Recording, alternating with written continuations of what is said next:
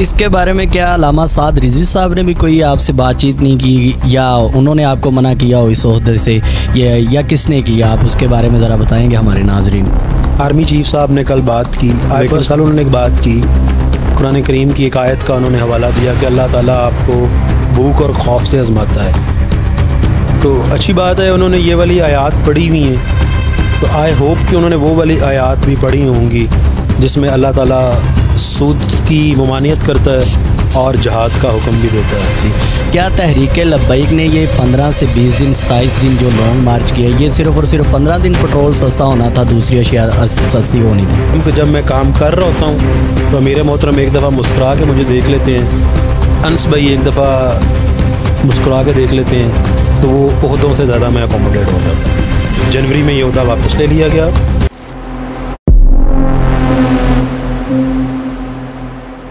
अस्सलाम वालेकुम नाज़रीन, आप देख रहे हैं अलर्ट पाकिस्तान। तो नाज़रीन, आज हमारे साथ बैरिस्टर उस्मान मांगड़ साहब हैं। इनका बहुत बहुत शुक्रिया कि इन्होंने अपना कीमती टाइम जो हमें दिया, और आपको पता भी है कि बैरिस्टर उस्मान खिज़र मांगड़ साहब इस वक्त जो हैं वो सबसे ज़्यादा मेहनत करते हुए नज़र आ रहे थे।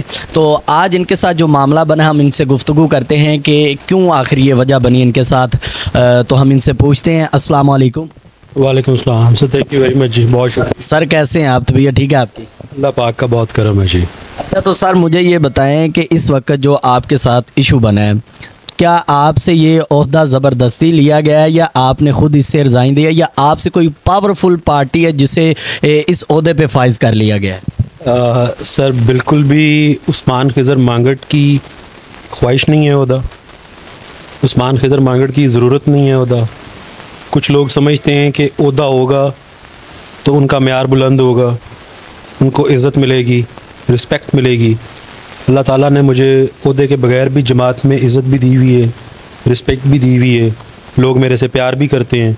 मैं उनका अल्लाह ताला का करोड़ों दफ़ा शुक्र अदा करता हूँ कि मैं इस काबिल नहीं था जितना लोग मुझे प्यार करते हैं इस जमात में। सर ओहदा बिल्कुल उस्मान खिज़र मांगड़ को काम करने के लिए ओहदे की बिल्कुल ज़रूरत नहीं है।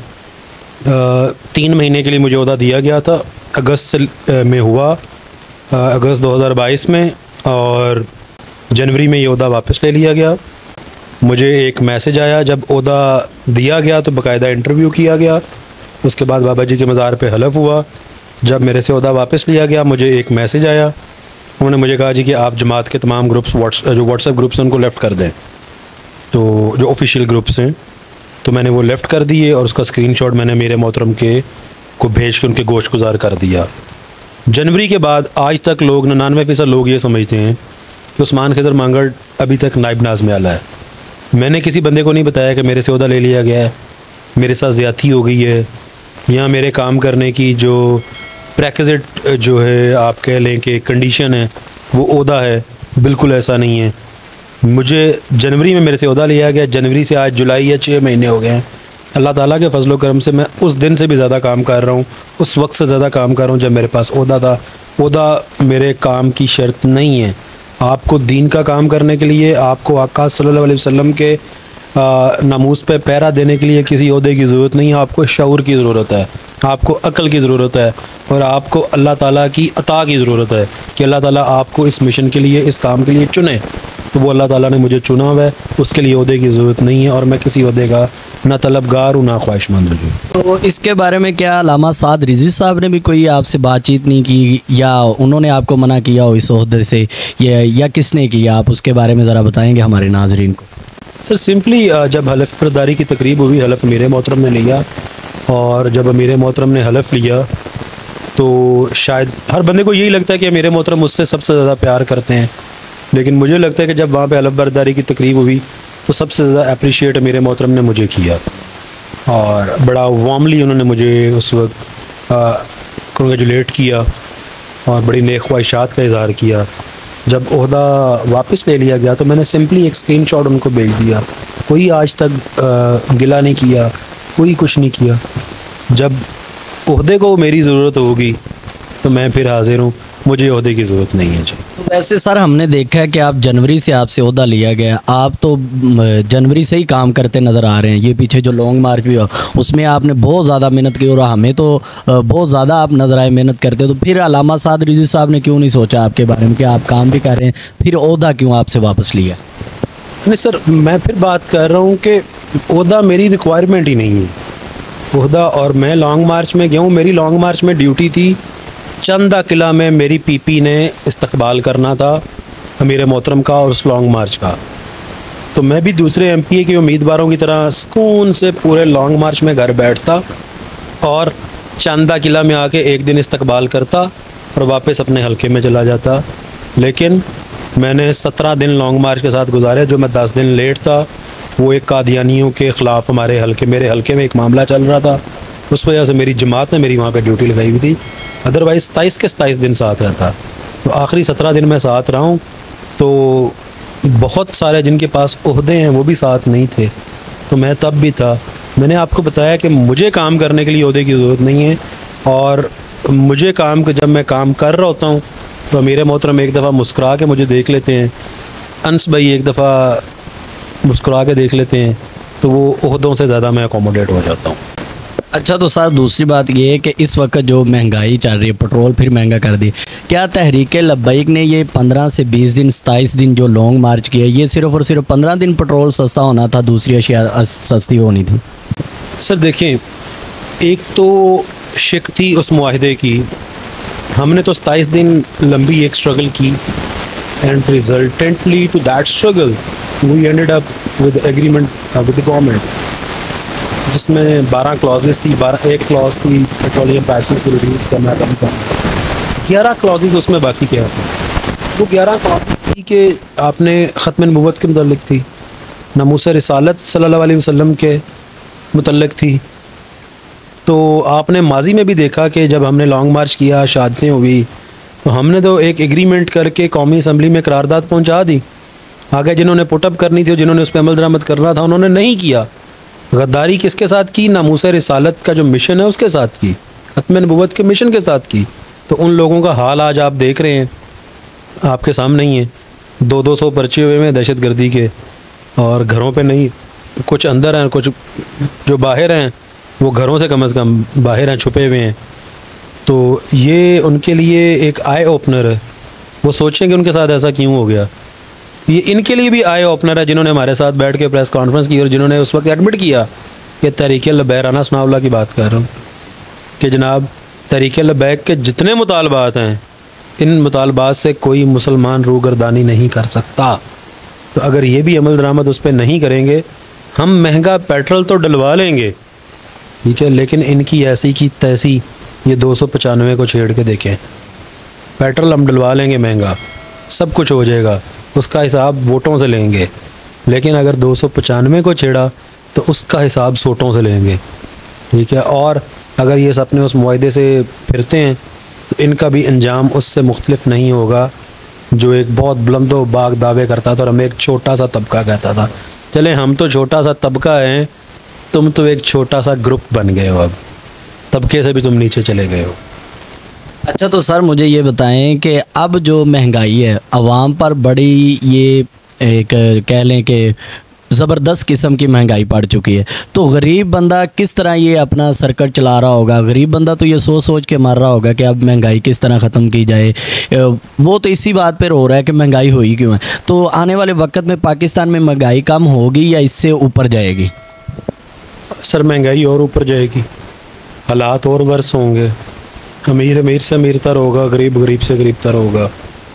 और मुझे अभी कोई बेहतरी की उम्मीद नज़र नहीं आ रही। गरीब आदमी को सोचना चाहिए कि 5 साल बाद उसको मौका मिलता है अपने वोट से वो इंतकाम ले सके और बेहतर इंतखाब कर सके। गरीब आदमी को अब ये समझ जाना चाहिए, 76 सालों में अगर वो नहीं समझ सका तो अब समझ जाना चाहिए कि इस सारी चीज़ों का हल निज़ाम मुस्तफ़ा सल्लल्लाहु अलैहि वसल्लम का निफाज है। अगर वो उसके लिए इस दफ़ा वोट डाल दे, और तो फिर उसके लिए भी अदालतें वही फ़ैसले करेंगी जो इमरान खान के लिए करती हैं। फिर उसके लिए भी इस मुल्क में टैक्सेशन का निज़ाम वो होगा जो बाकी सब के लिए है। उसके बच्चों को भी वहीं तालीम मिलेगी जहाँ पे ज़रदारी के बच्चों को मिलती है। उसके बच्चों का इलाज भी वहीं पे होगा जहाँ पे नवाज शरीफ का होता है। तो ये गरीब को भी अब सोचना पड़ेगा। दूसरी बात, आर्मी चीफ साहब ने कल बात की, आई पर्सनली लाइक हिम, लेकिन कल उन्होंने एक बात की, कुरान करीम की एक आयत का उन्होंने हवाला दिया कि अल्लाह ताला आपको भूख और खौफ से आजमाता है। तो अच्छी बात है, उन्होंने ये वाली आयत पढ़ी हुई हैं, तो आई होप कि उन्होंने वो वाली आयत भी पढ़ी होंगी जिसमें अल्लाह ताला सूद की ममानियत करता है और जहाद का हुक्म भी देता है। तो आई होप कि उसका भी जिक्र करेंगे जी वो। ये सूद की बात मैं इसलिए कर रहा हूँ कि अगर उन्होंने वो आयत पढ़ी हुई है तो आज अल्लाह ताला ने ताकत दी हुई है, तो उस आयत पे अमल करवाएं, देखें मुल्क के हालात ठीक होते हैं या नहीं होते। अच्छा, तो आने वाले वक्त में तहरीक लब्बैक या अल्लामा साद रिज़वी साहब इलेक्शन लड़ेंगे या नहीं, इलेक्शन होंगे भी या नहीं? तहरीक लब्बैक तो इलेक्शन लड़ेगी जी। अल्लामा साहब का, अमीर मोहतरम का मरकज़ी शूरा फ़ैसला करेगी कि वो कहाँ से इलेक्शन कॉन्टेस्ट करेंगे या नहीं करेंगे, ये शूरा का फ़ैसला है प्योरली। और मैं बतौर जमात तो नहीं कोई आंसर कर सकता यहाँ पे। As a political worker, as a कारकुन मैं जवाब दे सकता हूँ कि मुझे अगले 6 महीने में इलेक्शन होते हुए नज़र नहीं आ रहे इस बहतान से। सर, पाकिस्तान को किसी वज़ीर आज़म ने नहीं बचाना, पाकिस्तान को निज़ाम मुस्तफ़ा के नफाज ने बचाना है, और कोई हल नहीं है। और पाकिस्तान की बेहतरी की वाहिद सूरत ये है कि हमारे आर्मी चीफ़ वो सूद वाली आयत को भी रिवाइज़ कर लें और उसको पढ़ लें। बैरिस्टर उस्मान खिज़र मांगड़ साहब का यही कहना है कि आर्मी चीफ जो है वो सूद वाली आयत को पढ़ें और उसको नाफिज किया जाए, यानी कि उसे मद्देनज़र रखते हुए सूद को ख़त्म किया जाए, फिर ही हमारा मुल्क जो है वो बेहतरी की तरफ आ सकता है। और इस वक्त जो हालात हैं महंगाई के, वो बहुत ही ज़बरदस्त हैं और गरीब बंदा यही सोच रहा है कि पता नहीं हमारे साथ क्या होने वाला है और आगे क्या होगा। सर, मैंने ये भी देखा है कि बहुत से घरों में हम इंटरव्यू भी करने गए हैं जिनके शोहर नहीं है या जिनका कोई बड़ा बेटा कमाने वाला नहीं है, उन ख़वातीन का क्या हाल होता होगा इस महंगाई में? वो किस तरह अपने घर को चला रही हैं, अपनी बेटियां जो छोटी पढ़ रही हैं उनका किस तरह ये सिस्टम चल रहा होगा, इसके बारे में ज़रा बताएं ताकि वो भी अपने आने वाले वक्त में अपना ख्याल करें। सर, सिस्टम तो जो है ना जी, अब मैं आपको इसका एक और हल भी बता देता हूँ। सिस्टम तो उनका कहाँ चल रहा है, वो तो हर एक दिन उन पे एक सदी के बराबर है, गुजर रहा है, पता नहीं कैसे काट रहे हैं। ये मज़दूर, हर मज़दूर आदमी का ये हाल है।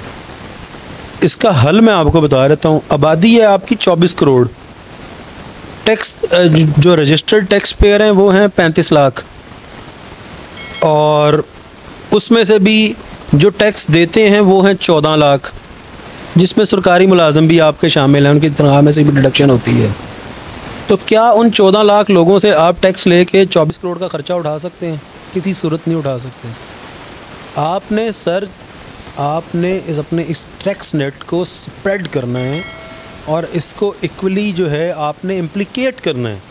अदरवाइज़ आपके पास, देखें मैं आसान मिसाल देता हूँ, घर में 24 लोग हैं और कमाता एक है, तो 24 के 24 परेशान होंगे। अगर 24 में से सारी कंट्रीब्यूट करना शुरू कर दें उस घर की भलाई की तरफ, तो घर ज़्यादा अच्छा चलेगा, बेहतरीन अंदाज में चलेगा। So this is the solution sir. लोगों को टैक्स नेट पे लाना पड़ेगा। बहुत बड़े टैक्स के फ्रॉड हो रहे हैं यहाँ पे, बहुत बड़े टैक्स के ब्लंडर्स हैं और गवर्नमेंट खुद करवा रही है। निज़ाम बेहतर करना है। ये कहते हैं कि मौलवियों के पास जनाब कोई आइडिया नहीं है, मौलवी कैसे इकॉनमी को, भाई आप हमें दो तो सही, आप बाकी सारी मिनिस्ट्रियाँ अपने पास रखो, आप ये फाइनेंस एक हमें दे दो।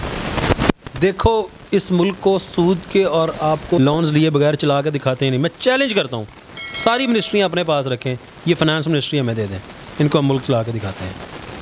तो नाज़रीन, आपने बैरिस्टर उस्मान खिज़र मांगड़ साहब का मौक़िफ़ सुना, और आप अगर बैरिस्टर साहब की इस काविश से खुश हैं कि वो काम करते अपने हलके में नज़र आते हैं, तो आप ज़रूर कमेंट में बताएं। तो हमने बैरिस्टर उस्मान खिज़र मांगड़ साहब का मौक़िफ़ सुना। अगर आपको वीडियो अच्छी लगी हो तो ज़रूर बताएँ। तो इसी के साथ हमें इजाज़त दें, इंशाअल्लाह हम मिलेंगे नेक्स्ट वीडियो में। तब तक के लिए अल्लाह हाफ़िज़।